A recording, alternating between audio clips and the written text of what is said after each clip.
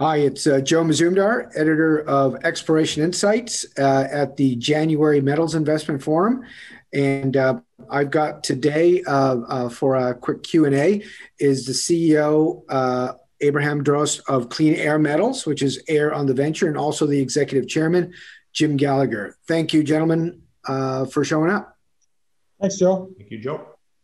So Clean Air just started recently, just like last year. And so what is what happened in terms of, what was the major idea behind creating Clean Air? Yeah, really Clean Air, which came back to trade May the 22nd of 2020, was formed around the consolidation of two very promising platinum group element and copper nickel assets in the Thunder Bay area. And so these were consolidated as part of the transaction. And the company came back to trade with these two assets and started drilling in May of 2020. Okay, and then you basically consolidated a land package that was owned by, like previously, Panoramic Resources and Rio Tinto. Is that right? Yes, exactly. And between the two predecessor companies, they spent about 85 million Canadian on the two assets, the current lake deposit and the Escape Lake deposit, on which we just delivered a maiden resource at Escape Lake and a very substantial indicated resource at Current Lake, based on 700 kilometers of drilling done by Panoramic and a small proportion of that over at the Rio project. So we put the emphasis on a discovery by Rio at Escape Lake that they'd made prior to the acquisition. And we put about 19,000 meters of drilling into that area, a deposit that has now generated about 500,000 ounces of indicated mineralization. So if we get back to Current Lake had, the lion's share of the work that Panoramic, yes. And Panoramic put out a resource and also, I believe, a scoping study, but they had a different idea in terms of how to develop it. And maybe Jim could help us with that. Sure. Yeah, they took an open pit approach, and there is a lot of material near surface, but unfortunately it subcrops under a lake. And a big flaw, I think, in the previous approach was they required the draining of a lake to establish an open pit. Because it's a bit of a long, narrow, sinewy type deposit, it also required quite a large strip ratio. So I think multiple parties discounted it for the reasons that very, very risky to try and permit draining a lake, may not succeed. And we've taken a high-grade underground selective mining approach here. We're going to access it towards the end of the lake, stay away from the water altogether. And we're going to be able to selectively mine this. And I think that approach has resulted in the resource being significantly better grade than the previous historic resource.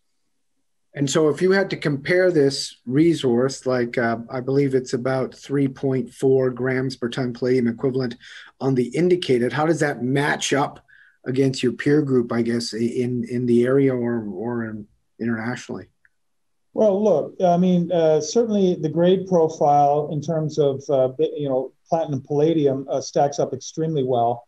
And there's also byproduct nickel, copper, cobalt, and very appreciable rhodium, and as well as small amounts of gold and silver. So those have been worked in to the calculation to form a palladium equivalent result at about 3.5 grams. And look, the cutoff grade that was calculated by our third-party engineering service provider, Nordman Engineering, is $77 US.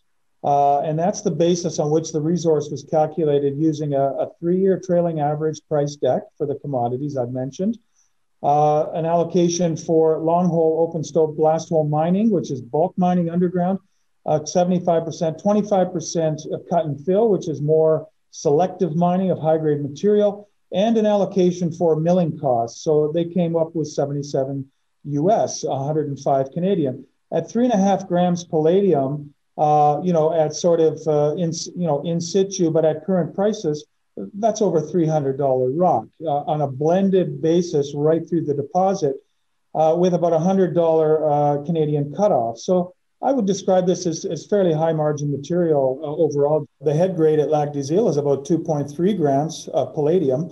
So from our perspective, we're looking at a fairly high value, operation pro forma, subject to the PEA and future PFS studies. PEA is another coming up. So is the PEA looking like how much indicated and inferred is going to go into it? Look, the whole platform has about 27 million tons indicated and inferred. At Current Lake, we've got about 1.3 million ounces palladium equivalent indicated, and another 400,000 ounces inferred. Certainly for the PEA, we can consider both the indicated and inferred. But from our perspective, we do have some work to do in the Beaver Lake Zone area of the Current Lake deposit. We should be able to bring another 1.5 million tons of inferred material into indicated, and then potentially bring somewhere in the neighborhood of 13 to 14 million tons into a PFS post PEA in probably Q3 of 2021.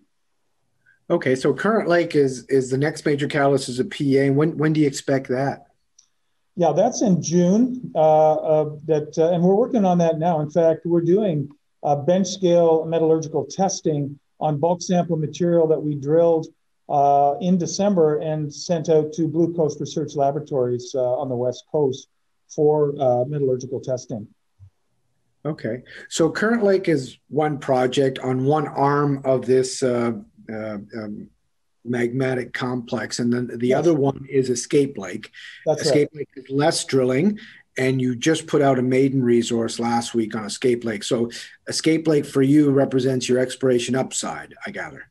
That's a fair comment, Joe. Certainly sort of the blue sky runway, long-term sort of additions to the project resource. We know it's mineralized, just as Current Lake. We know that Escape Lake is mineralized for over 3 kilometers.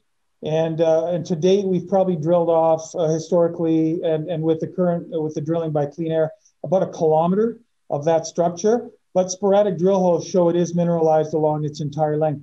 What remains now is to step out systematically on 50 to 100 meter centers and drill it off conclusively over the balance of 2021 and likely into 2022. I will point out, Joe, that it took Panoramic 6 years to drill off the Current Lake project. We don't want to take that long, but we do see Escape Lake as potentially contributing meaningfully to a future development at Thunder Bay North. So if we can close this out in terms of catalyst, besides the scoping study, what else should potential investors of Clean Air look for in 2021?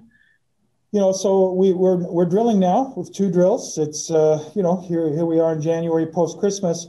We hope to add a 3rd drill at Current Lake in early Q2 to chase the inferred to indicated, and also some very promising MT or magnetotelluric anomalies that we've identified at depth. Using the Norilsk mineral deposit model as a guide for exploration, we have identified some very strong conductive anomalies in the area of the conduits at where they intersect the Escape Lake fault. This is very important because these features could very well represent discrete massive sulfide deposits, and they will be drill tested in Q2. Okay, so we have drilling and then a major technical report coming up. Yes. Okay. And then I guess the objective here is because you've got Jim Gallagher, who is the former CEO of North American Palladium, is try to put this into production. Yeah, Jim, you're give you the floor there. Look, we're going to progressively move this through the appropriate stages of engineering, pre-feasibility study. We do intend to look at the options that this project presents as we move forward. So we think we'll be into the PFS early in Q3.